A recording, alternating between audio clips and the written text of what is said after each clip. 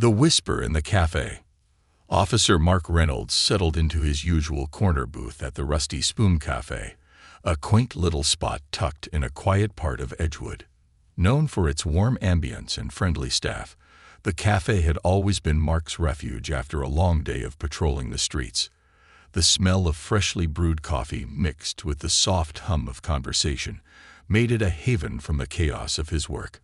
Tonight, however, was special. It was his wedding anniversary, and after a quick stop at the cafe for a cold beer, he would head home to celebrate with his wife, Sarah. Mark glanced at his watch. 7:15 p.m. He had just enough time to unwind before heading out. Pulling out his phone, he noticed a message from Sarah. "Don't forget, dinner at 8. Love you." A faint smile crept across his face as he typed a quick reply. "Wouldn't miss it for the world.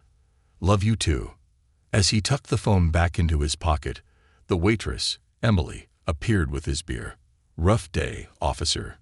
she asked with a knowing smile. Mark nodded, taking a sip of the crisp, cold drink. "You could say that. Just trying to clear my head before heading home." Emily nodded in understanding and left him to his thoughts. Mark leaned back, the familiar creak of the leather booth a comforting sound, and let the stress of the day begin to fade away. But as he was about to lose himself in the calm, his peripheral vision caught movement outside the cafe window. An elderly woman stood just beyond the glass, her figure illuminated by the dim streetlights. Her frail form was draped in what appeared to be a hospital gown, the fabric fluttering lightly in the evening breeze. Mark straightened in his seat, his trained eyes immediately picking up on details that raised concern. Her unsteady stance, the pallor of her skin, and the haunted look in her eyes. Not tonight, Mark thought, brushing the instinct to investigate aside. He was off duty, and someone else could step in. He forced himself to look away, focusing back on his beer, but the unease lingered. Moments later, the cafe door opened, the little bell above it jingling softly. Mark looked up, startled to see the same woman from outside now standing in the entrance. Her presence felt almost spectral against the warm glow of the cafe's lights. Conversations hushed as patrons turned to glance at her. Mark's instincts kicked in, and he found himself rising from his seat, despite his earlier resolve to stay uninvolved. The woman's eyes scanned the room until they locked onto his. Slowly, she shuffled toward him, her movements deliberate but fraught with an air of desperation. When she reached his booth, she leaned in close, her voice barely above a whisper. "They didn't let me say goodbye," she said, her words laced with anguish. "Please, you have to help me. It's not too late." Her words sent a chill down Mark's spine. The raw emotion in her voice pierced through his professional detachment. "Ma'am, are you okay?" he asked, his voice calm but firm. "Do you need medical assistance?" The woman shook her head vigorously, her eyes wide and pleading. "He's still there," she whispered urgently. "I couldn't save him, but you can." Before Mark could press her further, the woman's gaze flickered to the door, and she suddenly turned to leave. "Wait," Mark called after her, but she was already stepping outside, her frail frame disappearing into the night. Mark hesitated for a moment, torn between following her and sticking to his plans for the evening. With a sigh, he grabbed his phone and quickly texted Sarah. "Something's come up. Might be a little late. I'll explain later. Love you." Slipping the phone into his pocket, Mark hurried out the door. The cool evening air greeted him as he scanned the quiet street. The woman was nowhere to be seen, but the faint sound of shuffling footsteps drew his attention down a dimly lit alley. He followed cautiously, his hand instinctively reaching for the gun he wasn't carrying. As he rounded the corner, he spotted her again. She was standing in front of an abandoned house, her thin frame silhouetted against the glow of a flickering street lamp. The house was a relic of better days, its peeling paint and boarded-up windows telling a story of neglect. The woman turned to face him, her eyes glistening with tears. "You have to listen to me," she said, her voice trembling. "There's something in there, something they left behind." Mark approached her slowly, his posture non-threatening. "What's in there?" he asked, his tone gentle yet firm. But before she could answer, a sound from inside the house made them both freeze, a low, muffled groan, followed by the creak of floorboards. Mark's pulse quickened.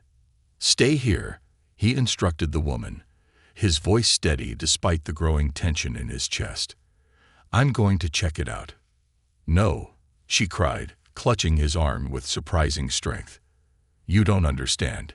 It's not safe." Mark hesitated, her words and the terror in her eyes giving him pause. But his training won out. With a final reassuring nod, he turned toward the house, his heart pounding as he prepared to step into the unknown. The shadow inside. The crumbling house loomed before Mark, its weathered facade a silent testament to years of abandonment. The cold evening air carried an eerie stillness, broken only by the faint creak of shifting wood from within. Mark glanced over his shoulder to the elderly woman, her figure trembling in the shadows of the street lamp. Her urgent whisper echoed in his mind. "It's not safe." Mark steadied his breathing and approached the door, his hand instinctively hovering near his hip where his service weapon would normally be holstered. Tonight, he was unarmed, a decision he was beginning to regret. Gently, he tested the doorknob. It gave way with a groan, and the door creaked open, revealing a dimly lit interior cloaked in layers of dust and decay. The air inside was heavy, tinged with the acrid scent of mildew and something faintly metallic. Mark's boots crunched over broken glass and debris as he stepped into the entryway, his eyes adjusting to the gloom. The house was eerily quiet, save for the occasional creak of old wood settling under its weight. "Hello," Mark called out, his voice firm but low. "Is anyone here?" "This is Officer Mark Reynolds with the Edgewood Police Department. I'm here to help."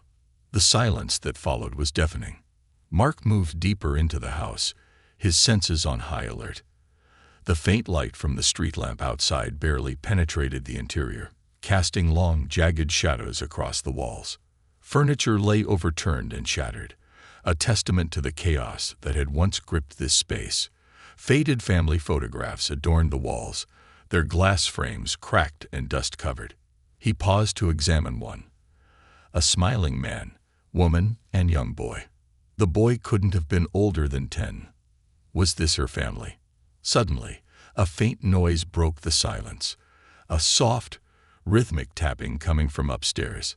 Mark's pulse quickened as he turned his gaze toward the staircase. The steps were warped and uneven, the banister missing chunks of wood. The tapping grew louder, more erratic, like something scraping against the floor. "Who's there?"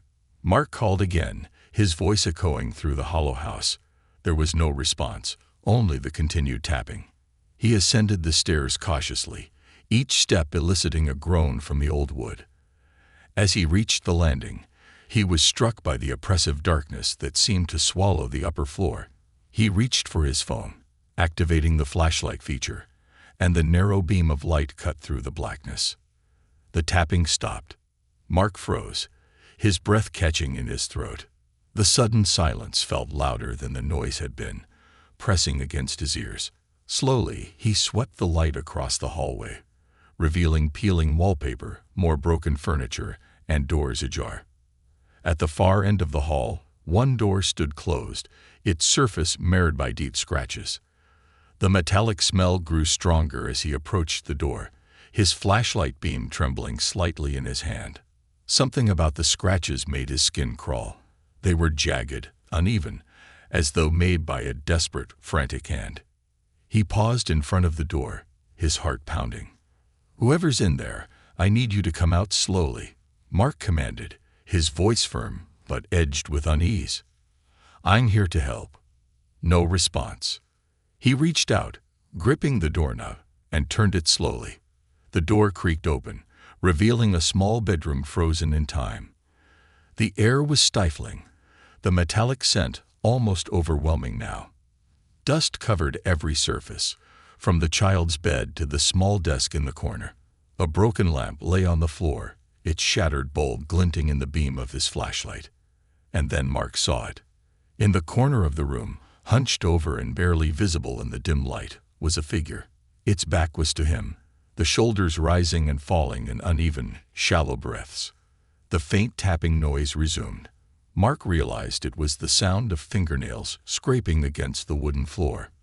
"Sir or ma'am, I need you to turn around slowly," Mark said, his voice steady despite the icy dread creeping up his spine. The figure didn't respond. Mark took a cautious step forward, his flashlight illuminating more details. The figure was thin, unnaturally so, and draped in what appeared to be a hospital gown. Matted hair obscured its face. "Ma'am." Mark tried again, softer this time. "Are you Laura?" At the sound of the name, the figure froze, the tapping stopping abruptly.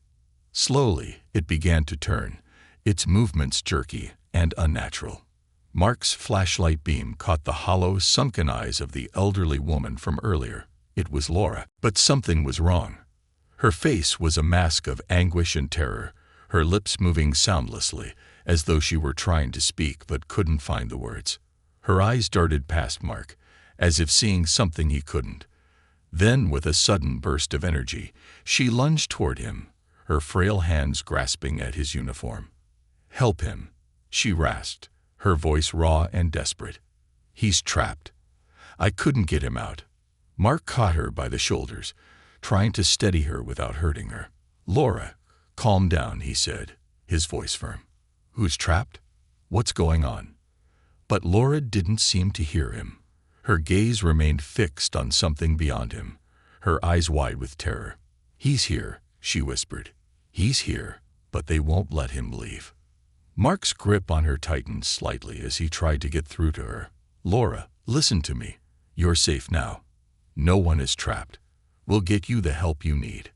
Her body suddenly went limp in his arms, her head lolling to the side. Mark gently lowered her to the floor, his mind racing. She was alive, her breathing shallow but steady. He fumbled for his phone, dialing for an ambulance. "This is Officer Mark Reynolds," he said when the operator answered. "I need medical assistance at—" He paused, recalling the address the house had been registered to during an old case, 34 Willow Lane. Elderly woman in distress, possible medical emergency. As he relayed the details, his eyes scanned the room once more. Something about Laura's frantic words gnawed at him. He's trapped. Who was she talking about? And why did she seem convinced that someone, or something, was still in this house? The operator confirmed the ambulance was on its way, and Mark ended the call, his attention snapping back to Laura. She stirred slightly, her lips moving as if she were trying to speak. Mark leaned in closer. "You have to help him," she whispered weakly, her voice barely audible. "He's still in the basement." Mark froze, his pulse quickening. The basement. He hadn't seen any indication of a basement entrance downstairs, but Laura's insistence sent a chill down his spine. He glanced toward the hallway, then back at the frail woman on the floor. Help was on the way, but he wasn't sure he could wait. After ensuring Laura was stable, Mark rose to his feet, his flashlight beam sweeping the room. His eyes landed on a small, tattered notebook resting on the desk. Its cover was faded, but the name scrawled across it was still legible. Charles Hawthorne. Mark's breath caught. Charles, Laura's husband, the man from the photograph downstairs. He picked up the notebook, flipping through its yellowed pages. Scribbled notes filled every line, disjointed phrases, and sketches blending together in a chaotic tapestry.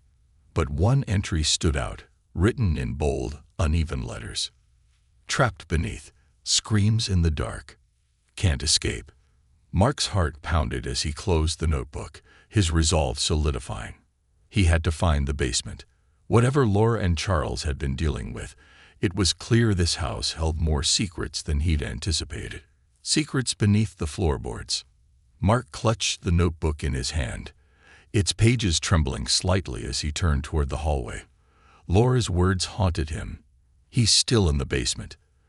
Though she was incoherent and physically fragile, her desperation was real. The scribbled notes in Charles Hawthorne's notebook only deepened the sense of foreboding. Whatever had taken place in this house had left scars, not only on the family, but on the very air within its walls. He stepped cautiously back into the hallway, shining his flashlight along the peeling wallpaper and warped floorboards. The house groaned under his weight, the floor seeming to protest every step. His breath was steady, but his pulse raced with each creak. Mark scanned the ground for signs of a basement entrance.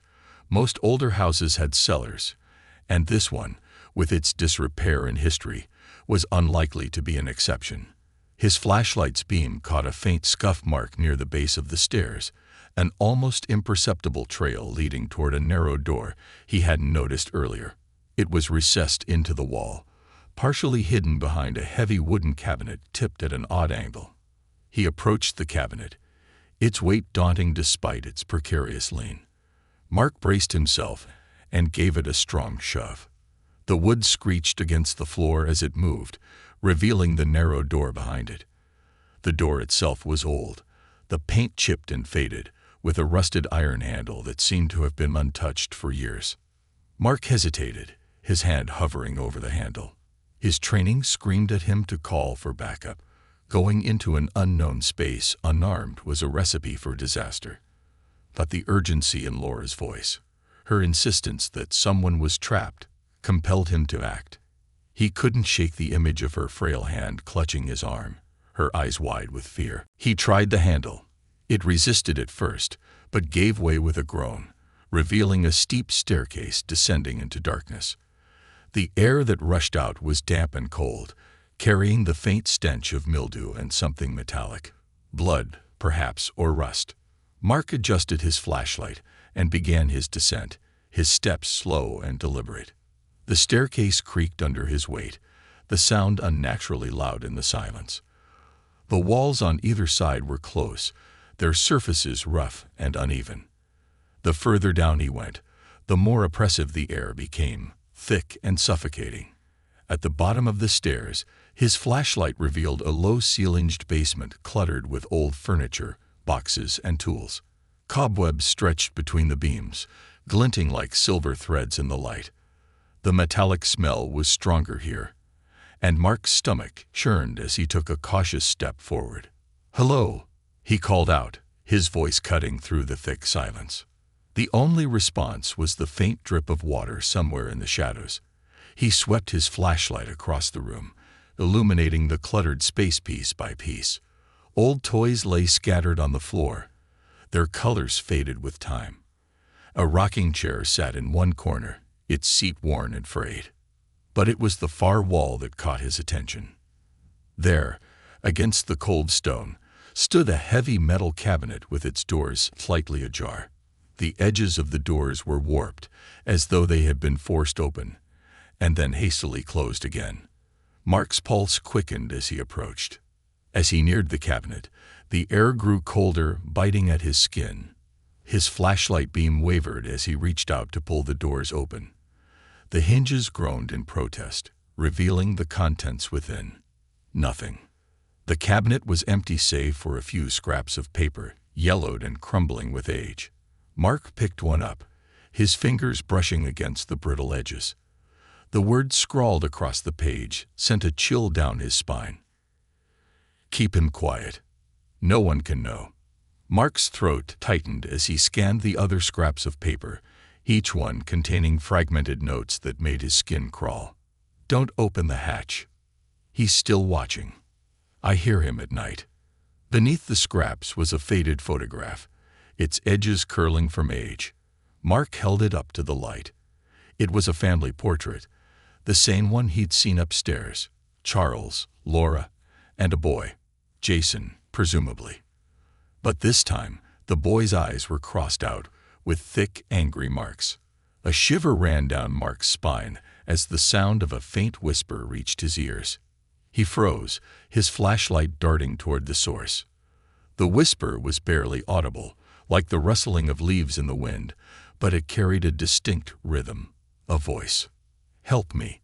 Mark's heart pounded as he followed the sound, his flashlight beam trembling in his hand.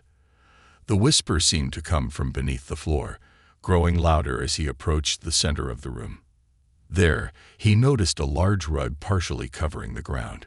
With a deep breath, Mark knelt and pulled the rug aside, revealing a rusted metal hatch embedded in the floor. The edges were stained dark, and the air above it seemed colder, heavier. The whisper came again, clearer this time. "Help. Me." Mark's blood ran cold. The sound was unmistakably human, a plea for help. He tried the hatch, but it wouldn't budge. The rusted metal resisted his efforts, its hinges sealed tight from years of neglect. Mark stood and scanned the room for tools, his flashlight landing on a crowbar leaning against the far wall. He grabbed it and returned to the hatch, wedging the tool beneath the edge. With a grunt, he applied his weight, the metal groaning in protest. Finally, the hatch gave way, releasing a rush of icy air that reeked of decay. Mark gagged at the stench, his flashlight illuminating a narrow crawl space below. The whisper had stopped, replaced by an unsettling silence. Mark hesitated. Every instinct told him to retreat, to wait for backup, but the thought of leaving whoever, or whatever, was down there gnawed at him. Steeling himself, he lowered his flashlight into the opening. The beam revealed a small, enclosed space. "This is Officer Mark Reynolds," he said, his voice steady despite the chaos in his mind. "I found a victim. Male, mid-20s, unresponsive but alive. Immediate medical assistance needed." As he relayed the details, the young man's eyes fluttered open, glassy, and unfocused. His lips moved, forming a single word that sent a chill down Mark's spine. "Jason." Mark froze. Jason Hawthorne. The name from the family photograph. The boy from the scrawled notes. "Jason, you're safe now," Mark said, his voice firm. "Help is on the way." But Jason's eyes darted past Mark, his expression twisting in fear. "He's still here," he rasped, his voice barely audible. Mark turned, his flashlight sweeping the crawl space, but nothing was there. The whisper returned, louder this time, echoing around him. "Help him." Mark's grip on the flashlight tightened as the realization hit him. Whatever had happened in this house wasn't over. Not yet. The secrets that bind. Mark's mind raced as he crouched next to Jason, his flashlight's narrow beam casting erratic shadows across the crawl space. The young man's words lingered in the stale air. "He's still here." The whisper, faint but unmistakable, seemed to come from nowhere and everywhere at once, its ethereal tone laced with a desperation that defied explanation. Mark shook his head, forcing his training to take over. "Focus, Reynolds. Keep it together." Jason's breathing was shallow, his body frail and emaciated, but he was alive. That alone gave Mark hope. He pulled out his phone, his fingers fumbling slightly as he called for backup. "This is Officer Mark Reynolds," he said, keeping his voice steady. "I've got a critical situation at 34 Willow Lane. I need additional units and medical personnel ASAP. Possible secondary victim in unknown condition." The dispatcher confirmed help was on the way, but Mark knew it would take precious minutes for them to arrive. Minutes he couldn't waste. His gaze returned to Jason, who was murmuring something incoherent, his lips trembling as if trying to form words. Mark leaned in closer. "Jason, can you hear me?" Mark asked, keeping his tone calm and steady. "You're safe now. I'm here to help. Can you tell me what happened?" Jason's glassy eyes flickered toward Mark, his face contorting with fear. "The basement," he whispered, his voice barely audible. "It's in the walls." He wouldn't leave me alone. Mark's stomach tightened. "Who wouldn't leave you alone, Jason? Was it someone in the house?" Jason shook his head weakly, his body shuddering as if reliving something too terrible to articulate. "Not someone. Something. The shadows. They don't stay still." Mark's flashlight trembled in his hand as he swept the crawl space again. The narrow, stone-lined chamber offered no obvious signs of movement, but the air felt heavy, oppressive, as though it were pressing down on him with unseen weight. "Jason, stay with me," Mark said, gripping the young man's shoulder gently. "We're getting out of here, but I need you to stay awake.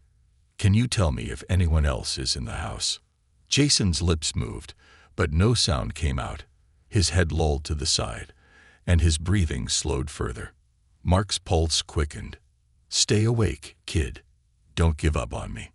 Mark hoisted Jason carefully over his shoulder, his flashlight held tightly in his other hand. The boy was painfully light, his malnourished frame offering little resistance as Mark maneuvered them out of the crawlspace. The cold air and metallic stench clung to them as Mark climbed the rusted ladder back into the basement. The moment he emerged, the oppressive atmosphere seemed to intensify. The shadows on the walls appeared to shift, bending and twisting in ways that defied logic. Mark shook his head, chalking it up to exhaustion and the flickering light of his flashlight. "Focus. Get him out." He laid Jason gently on the dusty floor, checking his pulse again. It was faint but present, giving Mark a small measure of relief. As he rose to his feet, his flashlight caught something scrawled on the far wall. The words were etched into the stone, as though by a knife or sharp object. "Do not speak its name." A chill ran down Mark's spine. He stepped closer, his flashlight illuminating more of the wall. Beneath the warning were crude drawings, symbols he didn't recognize, chaotic and frenzied. The markings seemed to pulsate in the dim light, as if alive with some unseen energy. The whisper returned, louder this time. "Help me, please." Mark spun around, his flashlight darting across the room. The sound was clearer now, unmistakably human yet otherworldly. It was coming from the walls themselves, the voice reverberating in the air like a distant echo. "Who's there?" Mark demanded, his voice firm despite the icy fear creeping into his chest. "Show yourself." The whisper faded, replaced by a low guttural groan that seemed to emanate from the very foundation of the house. Mark's instincts screamed at him to leave, to wait for backup, but the thought of leaving Jason alone in this suffocating darkness was unthinkable. A sudden noise from above made him freeze. Footsteps, heavy and deliberate, echoed from the floor above. Mark's heart pounded. The woman, Laura. Is she still up there, or is someone else here? "Stay here, Jason," Mark muttered, though he doubted the boy could hear him. He adjusted his grip on the flashlight and moved toward the staircase, his boots crunching over broken debris. As he ascended, the footsteps above grew louder, more purposeful. When he reached the ground floor, he found the house bathed in an unsettling quiet. The oppressive darkness seemed even thicker now, the flickering beam of his flashlight barely cutting through it. The air was colder, biting at his skin as he stepped into the hallway. "Laura," Mark called out, his voice echoing eerily. "It's Officer Reynolds. Are you still here?" No response. Mark moved cautiously, his eyes scanning every corner, every shadow. The photographs on the wall seemed to glare at him now, their smiling faces warped and distorted in the dim light. He reached the living room, where the front door hung slightly ajar. A cold breeze whispered through the gap, carrying with it the faint sound of a siren in the distance. Relief washed over him. Backup was close. But the footsteps he'd heard earlier hadn't come from outside. They'd come from inside the house. Mark turned toward the staircase leading to the upper floor. He hesitated, his flashlight beam illuminating the warped steps. "Is anyone up there?" Mark called out, his voice firm. "This is the police. Identify yourself." Again, no response. The only sound was the faint creak of the house settling, a rhythmic groan that seemed almost alive. Mark ascended the staircase slowly, each step eliciting a protest from the old wood. As he reached the landing, his flashlight revealed more of the hallway.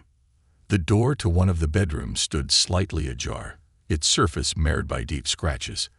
The sight sent a chill down Mark's spine, but he pushed forward, his training overriding his fear.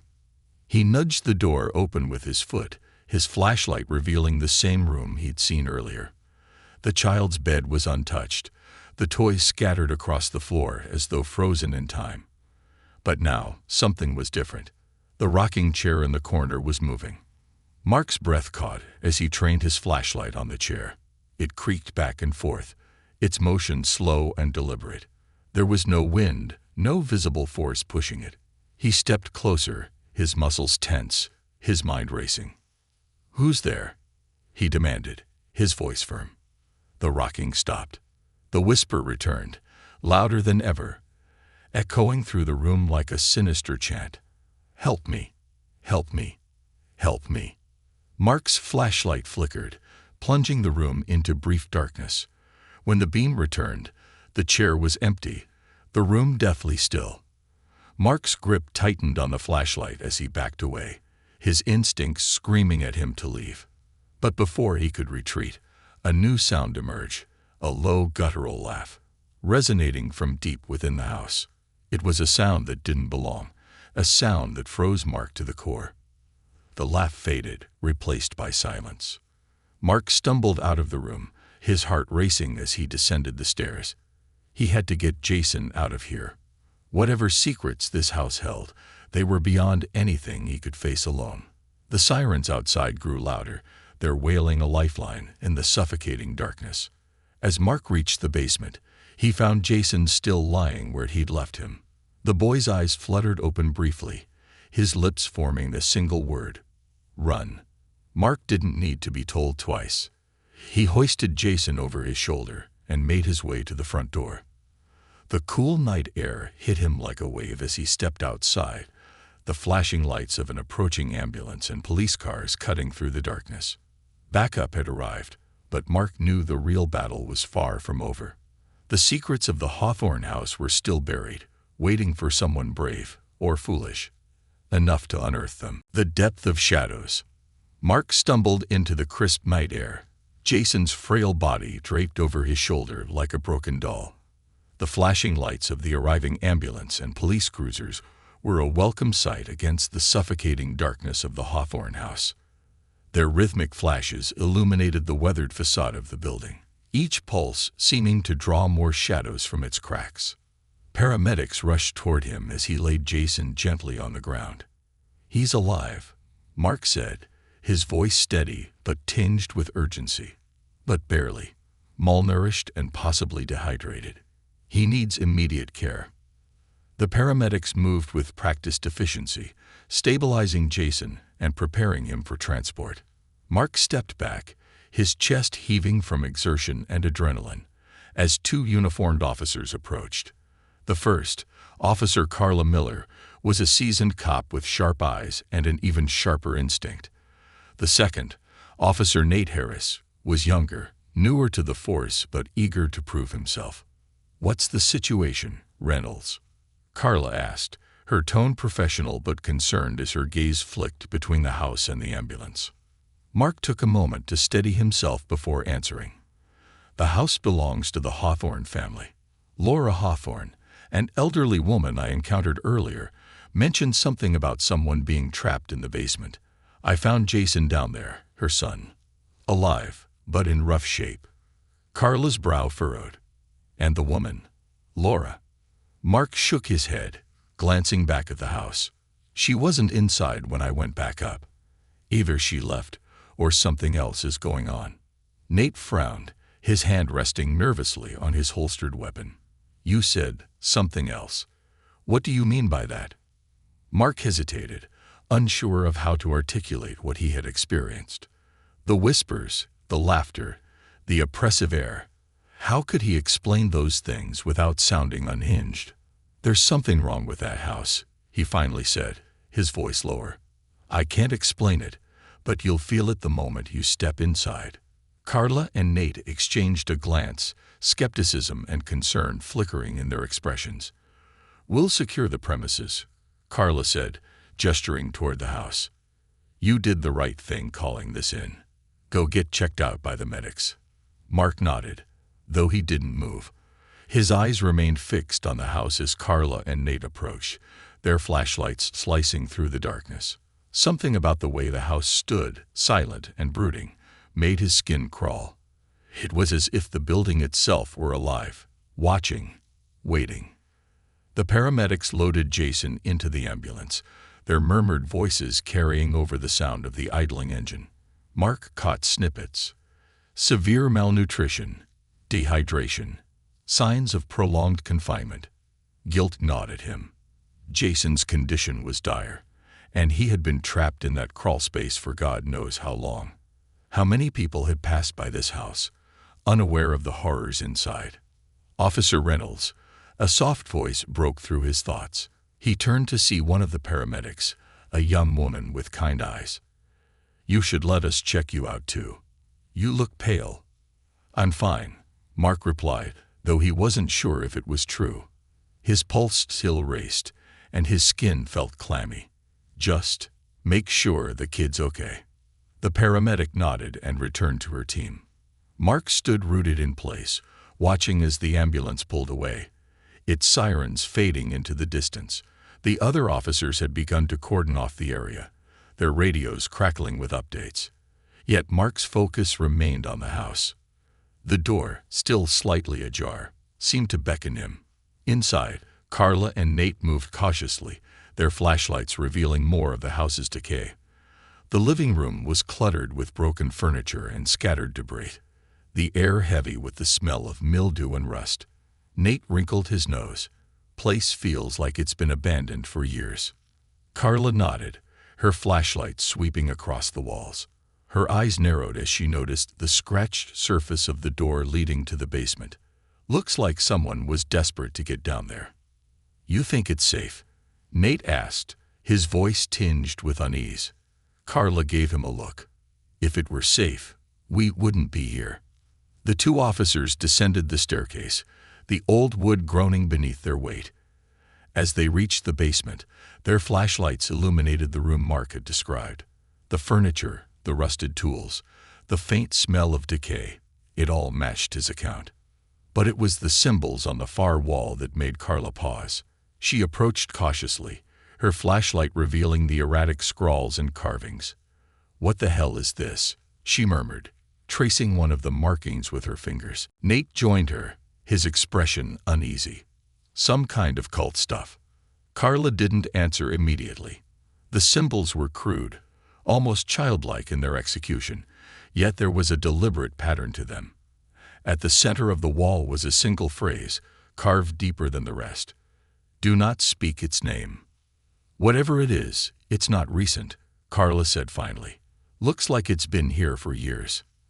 As they turned to search the rest of the basement, Nate froze. "Did you hear that?" Carla stopped, listening intently. The basement was silent, save for the faint sound of their breathing. "Hear what?" Nate's grip on his flashlight tightened. "I thought I heard whispering." Carla's eyes narrowed. "This place can mess with your head. Stay focused." But as they moved further into the room, the air seemed to grow heavier, colder. Carla tried to shake off the unease creeping over her, but her instincts screamed that something wasn't right. She turned to Nate to reassure him, but he wasn't there. "Nate." Carla's voice cut through the silence, sharp and commanding. "Where are you?" No response. A flicker of movement caught her eye, and she spun around, her flashlight catching a fleeting shadow near the crawl space. "Nate," she barked, her voice echoing off the stone walls. Still nothing. Carla's hand moved to her radio, but before she could call for backup, the whispering began. Faint at first, like the rustle of leaves, it grew louder, more distinct. The words were unintelligible, layered with a guttural tone that made her blood run cold. And then she heard the laugh. Low and menacing, it seemed to emanate from the very walls, reverberating through the air like a physical force. Carla's flashlight flickered, plunging the room into darkness for a split second. When the beam returned, it landed on Nate. He was standing motionless by the crawl space, his back to her. "Nate!" Carla shouted, rushing toward him. She grabbed his shoulder and turned him around, her heart pounding. His eyes were wide, unseeing, his face pale as death. His lips moved, but the words that escaped were barely a whisper. "It's still here." Carla's blood ran cold as she followed his gaze to the far wall. The symbols seemed to writhe and twist in the flickering light, their shapes shifting into something unrecognizable, something alive. And then the room went dark. The truth in the darkness. Carla's flashlight sputtered, casting erratic beams that painted the basement walls with fleeting shadows. The oppressive darkness around her seemed to press closer, swallowing every flicker of light. Nate stood frozen, his eyes wide and vacant, his lips trembling as he whispered over and over, "It's still here." Carla gritted her teeth, gripping Nate's arm. "Snap out of it." She barked, her voice echoing unnaturally in the confined space. Her other hand fumbled with her radio. "This is Officer Miller. I need backup immediately. Officer Harris is unresponsive, and the situation in the basement is deteriorating. Possible hostile presence." Her words were cut off by a low guttural groan that reverberated through the walls. The sound wasn't human. It was deep, resonant, and filled with a primal malice that made Carla's skin crawl. Nate flinched at the sound, his knees buckling as he collapsed to the floor. "Stay with me, Nate," Carla said, crouching beside him and shaking his shoulders.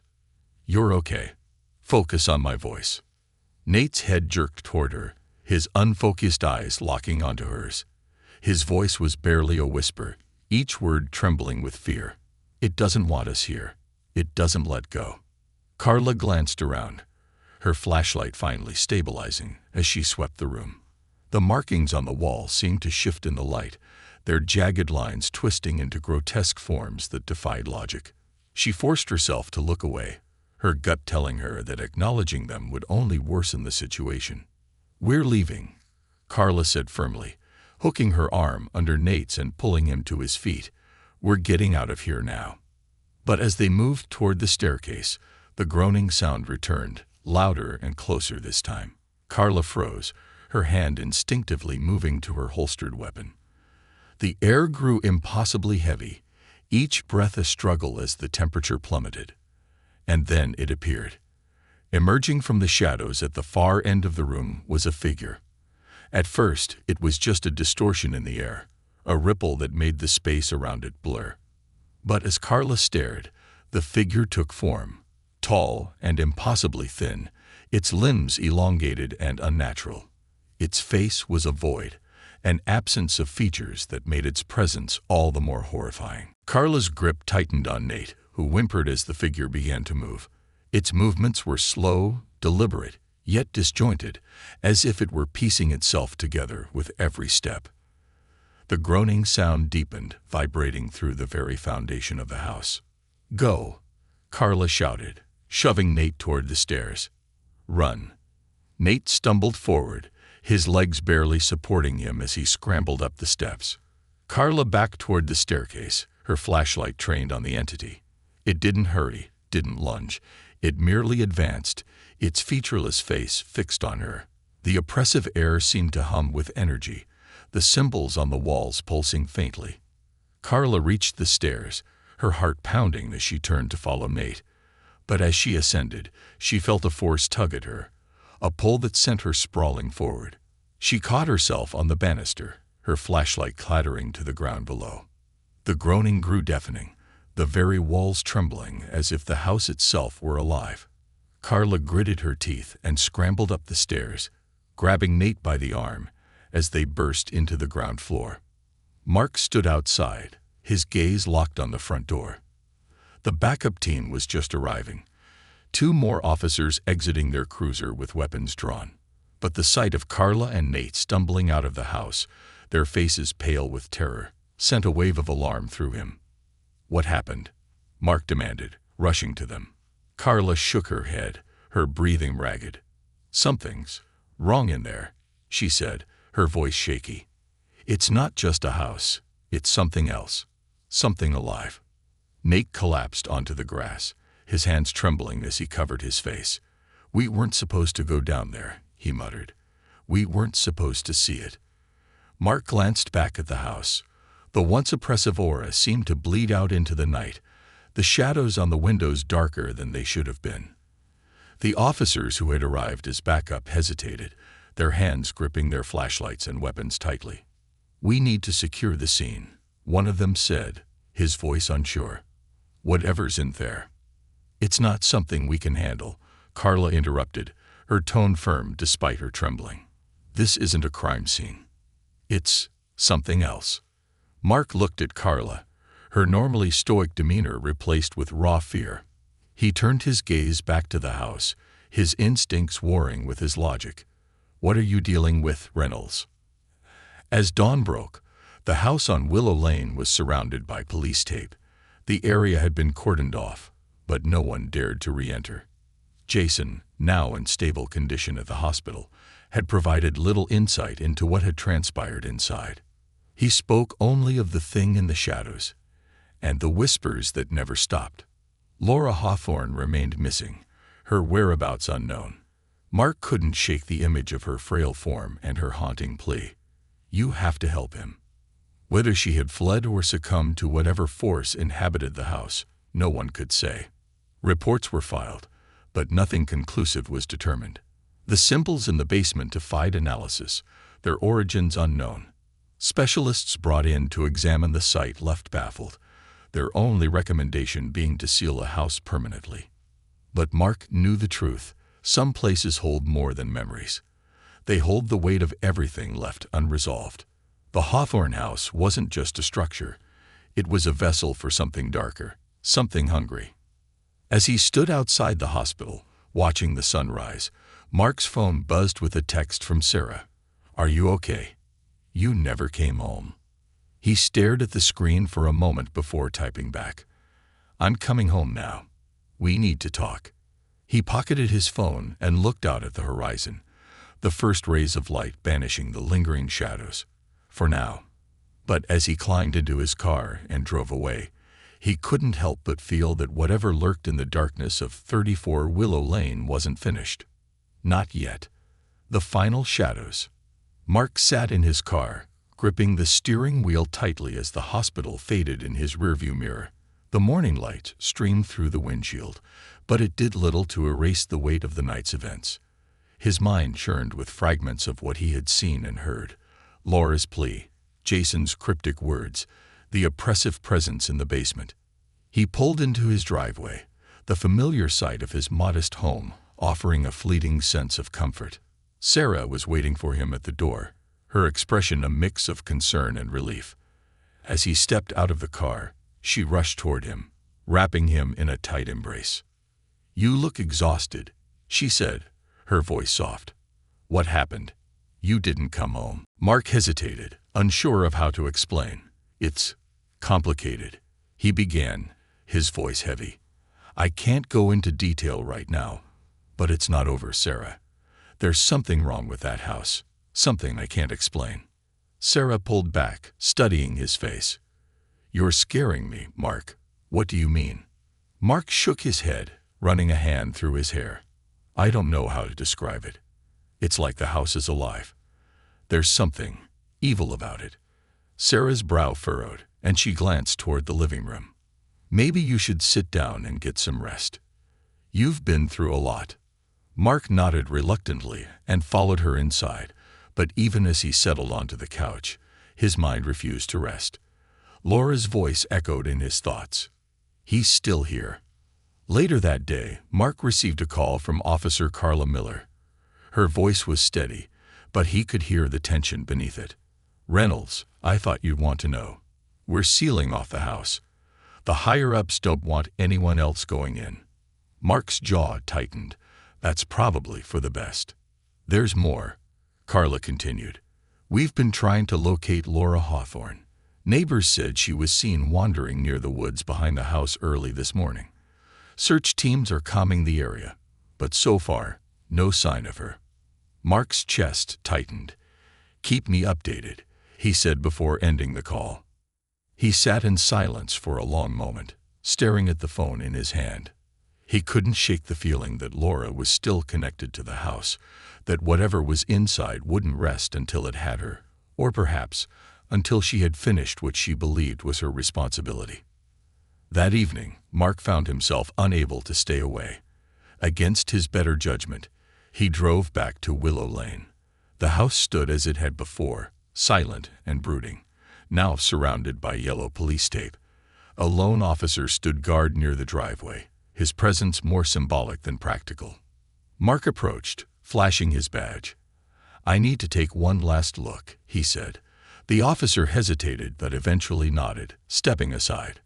As Mark crossed the threshold, the air inside the house felt heavier than ever, as if the building itself recognized his return. He moved cautiously through the rooms, the faint creak of the floorboards the only sound. He descended the basement stairs once more, his flashlight cutting through the suffocating darkness. The symbols on the walls appeared unchanged, but the oppressive feeling had intensified. It was as if the house were holding its breath, waiting for him to act. Mark's gaze fell to the crawlspace, the memory of Jason's frail form vivid in his mind. He crouched and peered inside, half expecting to hear the whispers again. Instead, he saw something glinting faintly in the beam of his flashlight, a small silver locket. He reached in and retrieved it, brushing off the dust. The locket was old, its surface worn smooth from years of handling. Inside was a photograph of a young couple, Laura and Charles Hawthorne. Beneath the photo was a folded piece of paper. Mark unfolded it carefully, revealing a handwritten note. "We made a mistake. We brought it here. To anyone who finds this, don't let it leave. End it." Mark's stomach dropped. The note was dated nearly 20 years earlier, long before the house had fallen into disrepair. What had the Hawthornes brought into their home, and how had it ensnared them so completely? The basement seemed to close in around him, the air growing colder by the second. A faint sound reached his ears, a soft, rhythmic tapping like fingernails on wood. Mark turned, his flashlight scanning the room, but nothing moved. "Laura," he whispered, the name escaping his lips before he could stop it. The tapping grew louder, more insistent. Mark's heart raced as he backed toward the stairs, clutching the locket tightly. The groaning sound returned, vibrating through the walls and floor, and the whispering began again, overlapping voices blending into an unintelligible cacophony. Mark bolted up the stairs, his flashlight bouncing wildly. The house seemed to come alive around him, the walls groaning as if they were shifting. He burst through the front door and stumbled into the night, gasping for air. The officer on duty ran toward him. "What happened?" Mark held up the locket, his hand trembling. "Get this to forensics. Whatever's in that house, it started with them." The officer nodded, his face pale as he took the locket. Mark didn't wait for further questions. He climbed into his car and drove away, the oppressive weight lifting as he put distance between himself and the house. Weeks passed, but the events of Willow Lane continued to haunt Mark. The house was sealed off permanently, deemed unsafe for habitation. Laura Hawthorne was never found, her disappearance adding another layer of mystery to the case. Jason, now under medical care, began to recover physically, but his mental state remained fragile. He spoke rarely, his eyes haunted by whatever he had endured in the house. Mark spent countless hours poring over old records, trying to uncover the truth about the Hawthornes and their connection to the entity in the house. He found fragments, mentions of unexplained phenomena, whispers of occult practices, but nothing concrete. The locket remained the most tangible clue, its warning echoing in Mark's mind. Don't let it leave. End it. One quiet evening, as Mark sat in his living room, Sarah entered with a concerned look. "You've been distant," she said softly. "I know that house affected you. Are you okay?" Mark met her gaze, his expression somber. "I don't know if I'll ever be okay, Sarah. There are things in this world that don't make sense, things we can't fight the way we're trained to. That house, it's one of them." Sarah sat beside him, taking his hand.